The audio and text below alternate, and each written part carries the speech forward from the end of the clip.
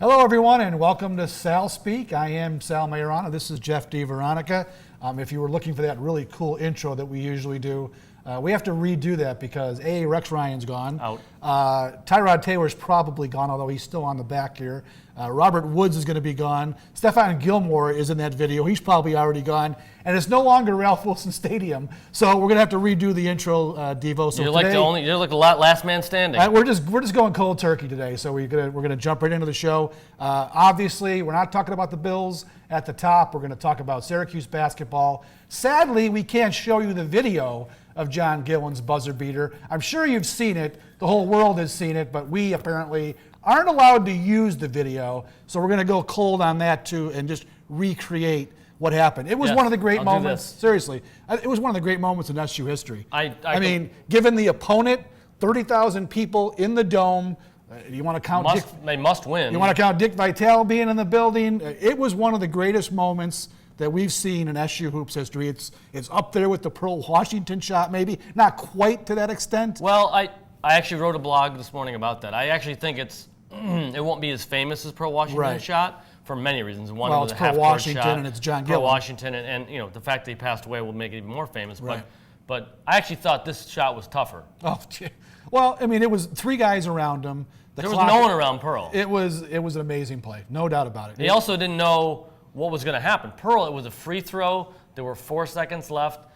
You know, Syracuse, after a free throw, you assume you're going to get the ball and go. Right. Gillon played a really great defense on Kennard, tremendous defense, but you don't know who's going to get the rebound, especially with Syracuse, right? Yeah, for sure. So the rebound goes to Leiden, and he had a couple monstrous rebounds late in that game. And then he throws it to Battle, and I'm screaming at the television, hurry up, what are you waiting for? I mean, they were kind of like a little nonchalant, but I guess the plan was whoever gets the ball, get it to John and get out of the way. And that's what he did. He just pushed it, and ironically, after the game, Bayham said, which is actually pretty funny, he said, it's a good thing we didn't go that fast because if he had more time, he would have probably got into the lane and maybe would have gotten his shot blocked. Right. He didn't have enough time to do that, so he had to pull up from 3, way out, 27 feet, and to bank it in, I mean, they had to have. Well, I doubt he called glass on that. I think he it makes it more probable, right? Yeah. That he banked it in. Pearl went straight in. But, I mean, they had to have this. If they didn't win this game, you can paint all the scenarios you want. They're looking at probably 5 straight losses. Even Bayham admitted after the game, sure, we would have been in big trouble going to Louisville if we had lost this game. It's 3 top 10 wins for them now. Right. They have 6 top 50 wins. I can't say it gets them in. I can say that they control their own destiny again. Yeah, a lot of people are talking about this win. Now they're automatic. I think we're on the same page here. I don't think they're automatic yet. I mean, they've still got a tough Louisville game. Georgia Tech has beaten them. They're coming to the Dome next week. So, I mean, I think they'll win that game. But then they got to go to the ACC tournament. And Devo, if they somehow found a way to lose these next 2 regular season games and get bounced in the first round of the ACC, I mean, I think the committee is going to have They're going to have an awful tough discussion about Syracuse. Now, what plays in Syracuse's favor? We talked about the 3 top 10 wins are huge. One of them coming against Duke. They're Syracuse. They travel well. They're a named program. Yeah. Look what happened last year. They were a bubble team last year. They went to the Final Four, created quite a stir. Jim Boeheim. So there's a lot of things that work. If they lose, they would be 9-9, just like last year. Now, everyone keeps talking about the weak bubble, right? Other teams are faltering too. Right. Now, forget Syracuse did lose to Georgia Tech on Sunday night, a bad loss, not a horrible loss, but not a good loss at all. And Georgia Tech a couple nights ago went and lost to NC State. Right. And NC State lost to Syracuse. So there's a lot of people eating each other here, teams eating each other up. And Indiana's 15-13. They lost like 8 out of 9. But if Syracuse were to do what they should do, the expected is they're going to lose Louisville. Yeah, they're going to split these last 2 probably. And if they beat Georgia Tech, and then even if they go to the ACC tournament and lose the opener, I still think they're in because they're 10-8 in the ACC. And they have these signature wins. And they don't have a bad loss against Georgia, another bad loss. But if you get swept by Georgia Tech, you get beat by Boston College, which has 2 wins in the ACC. Lose to Pitt. Pitt, they lost to. Pitt's not that bad of a team, but they're probably out now after this week. Well, they lost to them when they were 2-9 in the conference. Right. So. And the losses to Georgetown, UConn, St. John's, those are all weighing heavily. But I think if they were to lose these next 2, Then you're looking at, and then losing the ACC tournament, 7 losses out of the last 8 games. That's bad. That's tough, man. That's a tough ask for the committee to bring them in. So it was a great win, and I do think, a lot of people are saying they're going to be in now. And again, you can make that case, maybe 25% as far as I'm concerned. I would go that way. I still you think only 20? I think they're like they're like 60%. No, I think you can make that argument and make it viable about 25% worth of if you follow what I'm saying. Some people are saying 100% they're in. No. I would say they're 25% based on what happened just last night. I'd say they it's still better have than a work to 50-50 do. shot they get in. Better than a 50-50 shot. I mean, again, if they do what they should do or what's expected, which is lose at Louisville, beat Georgia Tech, and then that's enough probably to get them in. Okay. Even if they lose the first round game in the ACC, which this team has a tendency to rise up for the big moment, and I think in the ACC tournament that will be a big moment. I think senior day, the last home game against Georgia Tech, big moment. I think they'll be fine. They have a tendency not to come out. I mean, they don't come out and play strong early at all. But I will say this, if they're going to make any noise, and I think, and John Gillon said it last night, we can beat anybody, and I truly believe they can beat anybody. They can lose to anybody. Absolutely. That's what this team does. He really is the key, I would thought Boeheim made a mistake at Georgia Tech. I thought he should have yanked Gillon down the stretch, went with Frank Howard. Gillon was getting into the lane, trying to make things happen, couldn't do it. They were just too big. He couldn't pass, he couldn't finish. I'll give the kid credit. He's got a lot of moxie, a lot of resiliency. He does. And last night, Duke didn't have an answer for him, and he said he figured that out late in the first half. When he got into the lane, they gave no help. There was no help. He went one-on-one against guys and found a way to get the ball I was in the going to rim. point out, I mean, you've heard me say this numerous times, even on this show. He is a maddening player to me. I keep saying, shoot the ball more from the outside. The kid can knock down threes. Did it again last night. Hit a couple big threes. But when he drives the lane, he was a train wreck. Nothing would ever happen because he couldn't get the shot off. He'd turn the ball over. Occasionally he'd get fouled, and the kid's money at the foul line. He's got a school record now of 45 in a row or something. But he was really driving me crazy for a while there because he continually was driving the lane. And they were setting up, like the Louisville game was a perfect example. They were setting up plays for him to drive the lane down the stretch, and he couldn't get anything done. I thought for sure last night he was going to go all the way to the rim. He was going to try to get a foul because it was a tie game. I thought he was going to Louisville. It didn't work out. I thought he was going to try to split those 3 guys converged on him and try to get through there, hope for a hack, and then take the foul shot. So when he pulled up, it's a split second. I'm thinking good, and then I'm thinking, oh my gosh, 27-footer. He's not going to make that, and then bang, it went in. Yeah, so it ended up being a great decision by him. To win that game over Duke, which had won 7 straight, the 10th in the country. Yeah, they're starting to get their act together, Absolutely. Duke. They have lottery picks all over the place, right?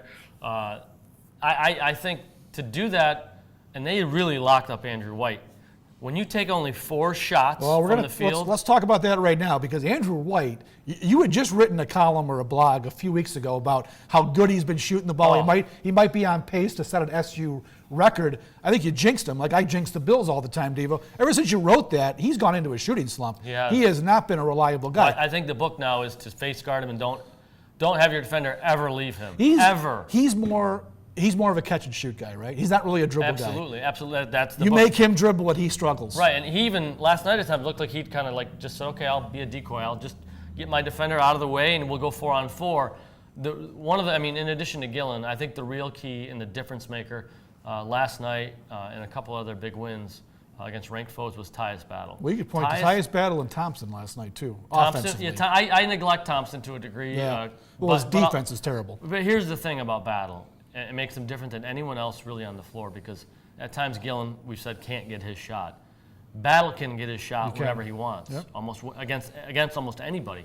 He's the only guy that can do that. So when they need it, when the offense bogs down and they need a bucket and the shot clock's running down, he can be that Malachi Richardson. He can be that guy that gets into the lane and makes it happen, like Benajay was last year too.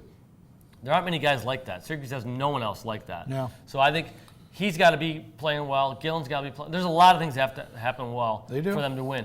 The fact that they got by last night with White being so out of it. He didn't even look engaged, Devo. He looked like he was totally not even engaged in the game, the biggest game of the season. Yeah. I mean, I know they did a great job on defense, but he didn't even seem to be willing to fight to get loose and get open. I don't know. I was disappointed by him last night. And there are pro scouts there too, a lot of them. So I think that that's not good for his stock to see someone lock him up like that.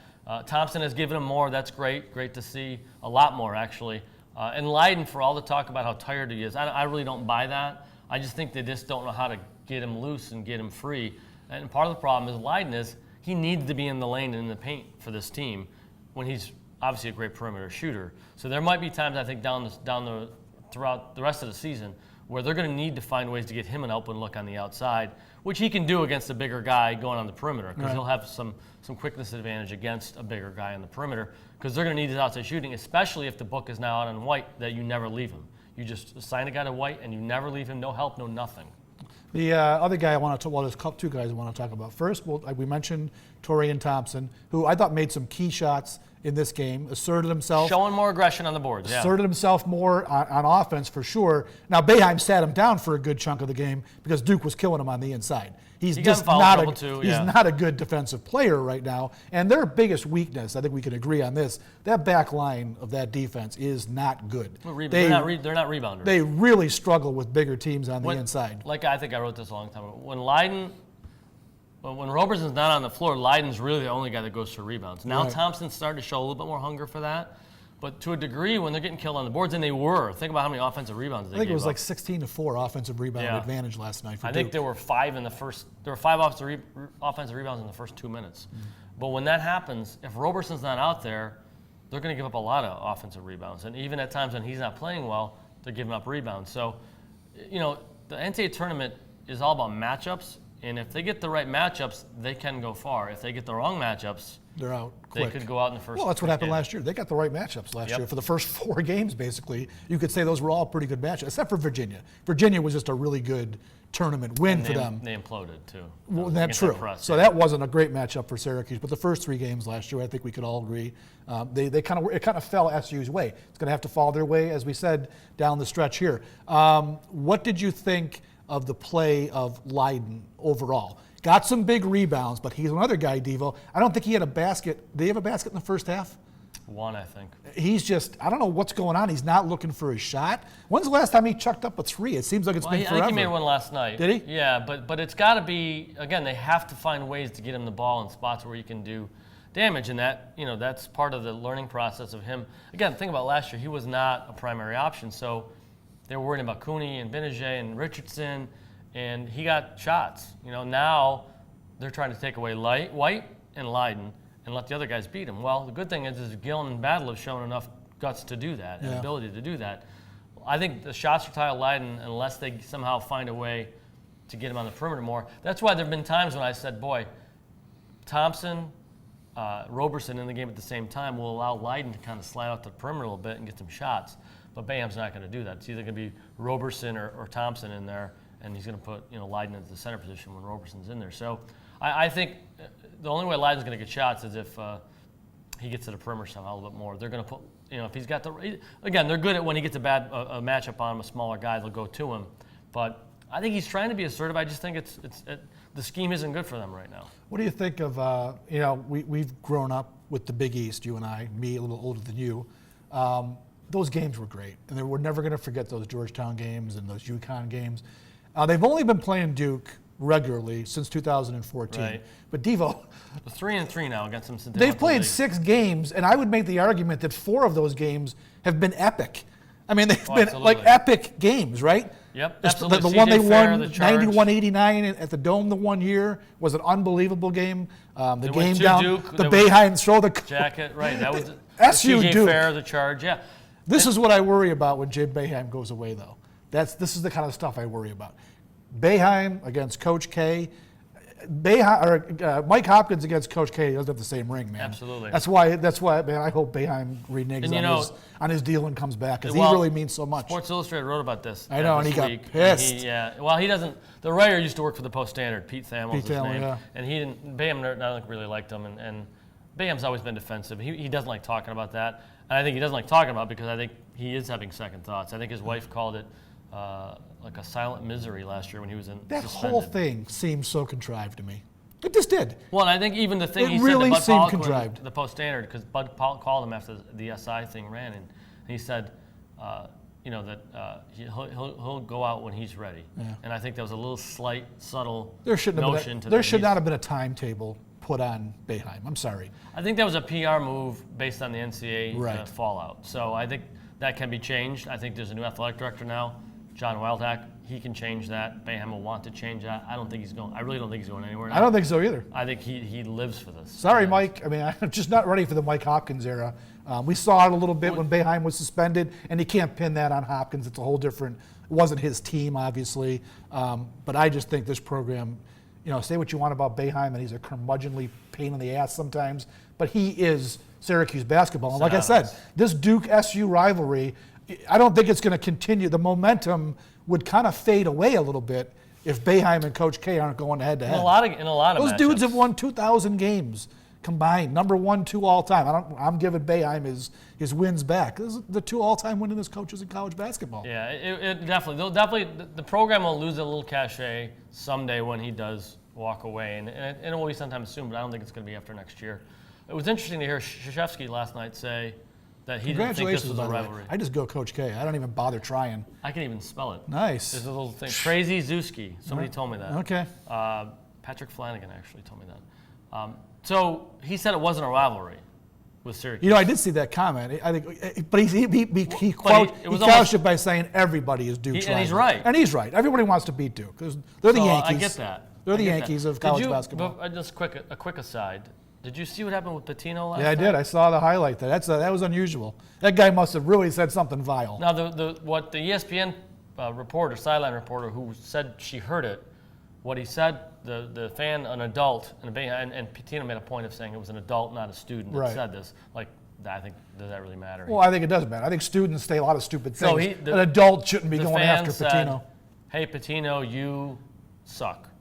And to be honest with you, if that's really all the fan said, That was all that said. That's not worth going after the fan. I thought it was something like personal, like about his wife or something. or the scandal down there with strippers and all that. Yeah. I was surprised if that's all it was, and that's not worth the show that he put on last night. Well, Who it shows you knows? to me that something like Pitino's on tilt. I mean, it's not like they're not getting into the tournament. They're back in the tournament this Right. year. They sat out last year through their own accord.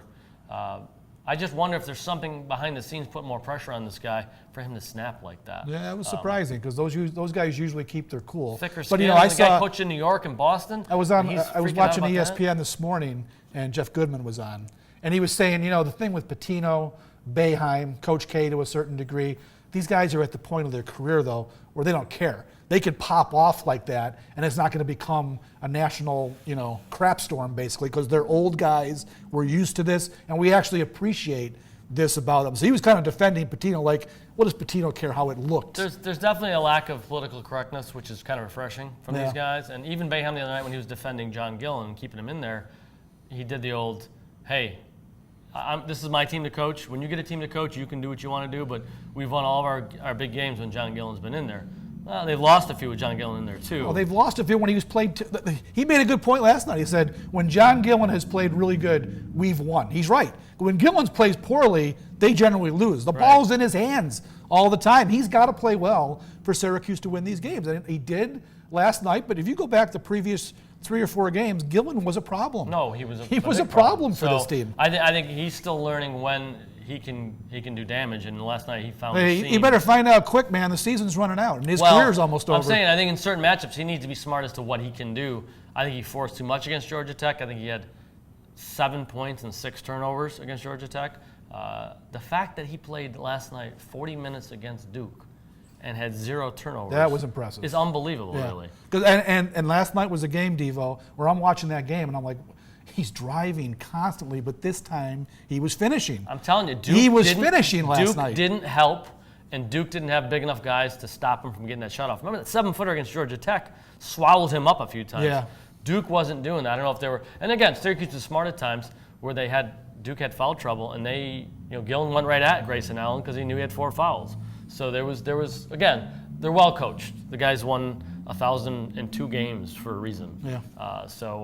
But I mean, here's the underlying current of what I really believe is that a month ago, literally a month ago, January 21st, Syracuse was 11-9, 3-4 in the ACC. We had them buried. And they had just lost twice to North Carolina and Notre Dame. Right. They were 3-4 in the ACC. And I wrote, this could be the winner of our discontent. And we talked about how, geez, Syracuse is supposed to give us something to look forward to. Right. And you know what?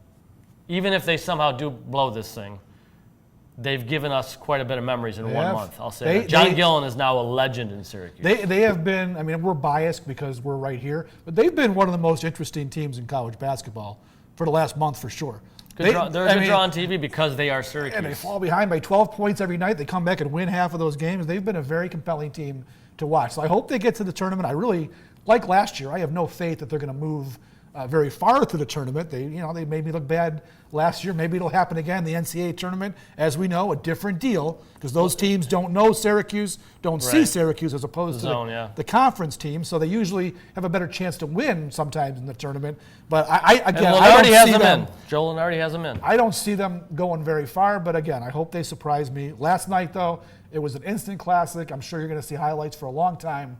So we enjoyed talking about that. I wish we could have showed you the video. I think it was 16 lead changes and 11 ties. Yeah, I mean, it was unbelievable. It was fun. I was covering high school hockey last night, and I was watching the game on my iPad, and believe me, I wasn't watching the high school hockey. Sorry, guys, upstairs. I didn't miss any goals, though, and I did write a decent enough story. But I had my eyes glued to that Syracuse game last night. It was great stuff. Don't have much more to talk about on the Bills. Nothing has changed since our last show a week ago. We're still in this Tyrod Taylor. What are they going to do with him? I'm still wishy-washy. Today, I think they're cutting him. Tomorrow, I think they're going to keep him. Is in Orchard Park? Agent apparently has been having discussions with the Bills, which would lead you to believe that maybe they're talking about trying to change the contract and restructure it.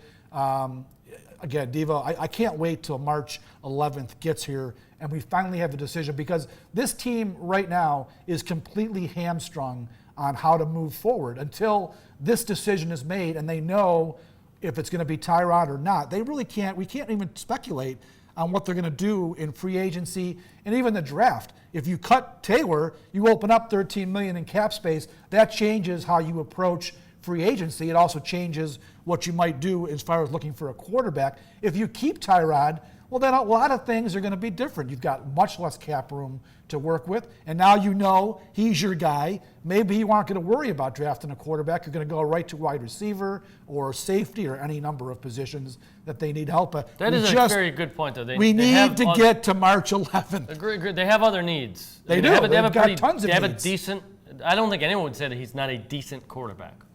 He's a decent quarterback. Okay.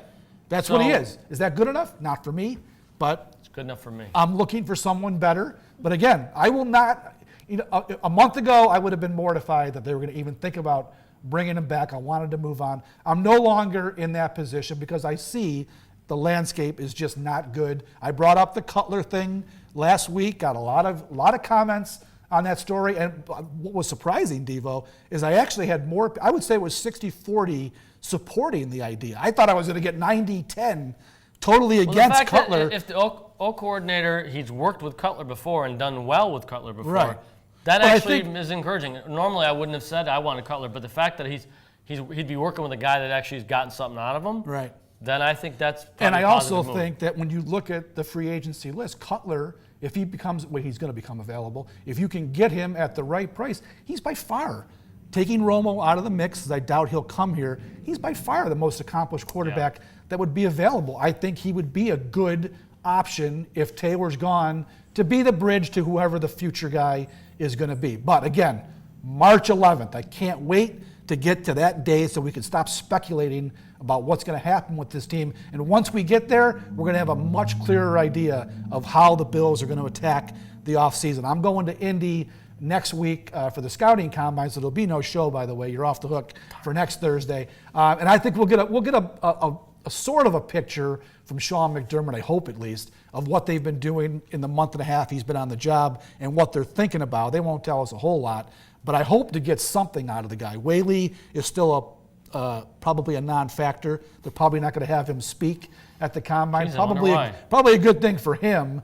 Not so much for us, because I love hearing him stumble and bumble. It's great. But I hope we learn something next week, Devo, about what the Bills might be thinking at the scouting combine. Real quick, last thing I want to ask you about, because I'm going to need a phone number from you, actually. Okay. I'm going to the combine. Jerron Jones, the Aquinas grad, is going to be there, Notre Dame kid. He's been invited. He's projected to be, maybe a 3rd or 4th round draft pick. You saw him in high school. I didn't. A little bit. Yeah. I've heard the kid has had some off-field issues. I don't know if it's real serious stuff, but his character, apparently, according to the talent evaluators, there's a little bit of a character question with him. What do you know? You follow the high school scene much more than I do. Have you heard much? Or? No, I mean, I honestly have not. I know he had some injury problems. Okay. But in regard to character, I think he's worked really hard. I don't know that. Okay. I really don't. So a good kid as far as you can tell. Yeah. All right. Good kid, good family. I know there's a lot of athletic talent in that family. His brother, of course, plays at goes Notre to Dame Notre Dame, too. right? So it'll be interesting to see how and where he goes in the draft. Okay, good. Well, I'm going to talk to him hopefully next week. He's there, so I think I'll be able to get to him, and we'll have a story sometime in a week and a half or so about Jerron Jones. All right, you want to sign off? Yeah, enjoy the hockey. I'm at high school hockey. Enough said. I need some better play tonight from the Class A. I think you're going to see a I'm really good some doubleheader better. tonight. I really don't want to see a situation where I saw last night. I won't say what team it was. They get a delayed penalty. They get control of the puck in their end of the rink. The goalie goes off. They get organized. They're ready to go. The other team is backing up to play, and the kid comes to center ice and dumps the puck in. Goalie touches it, plays over. I'm like, come on, guys. I mean, this is a peewee. I mean, that's I'm kind of a. confused at this point. You don't even know what I'm talking about. No, let's get out of this. All right, well, you can't if you're having a delayed penalty. The other Nothing team, good can come the out other of this team touches discussion the about puck. high It's school the hockey. plays over, and you go to the power play. They're going to boo you tonight at the Policini Center. Maybe they will, but I'm hoping to see some better. Who's playing? I don't even know. McQuaid's playing Fairport. Fairport, yeah. What's the other game The I'm going to double see? What's the other game? I don't even know. I'm so prepared for this. Pittsford's going to play. McQuaid and Fairport and Pittsford and oh, you're killing me, Sal. I don't even know. Penfield? Pittsford and Victor, two defending champions. Okay. It's on you tonight, guys. Give me some good hockey to watch tonight, okay? He'll have to go watch Varsity Voices hockey before you go to the games tonight. Yes, I'll do that. I'll do that. I will. All right. For Jeff, I'm Sal. Have a great week. And we won't be here next week. We'll talk to you in 2 weeks on the SalSpeak Facebook Live. Take care.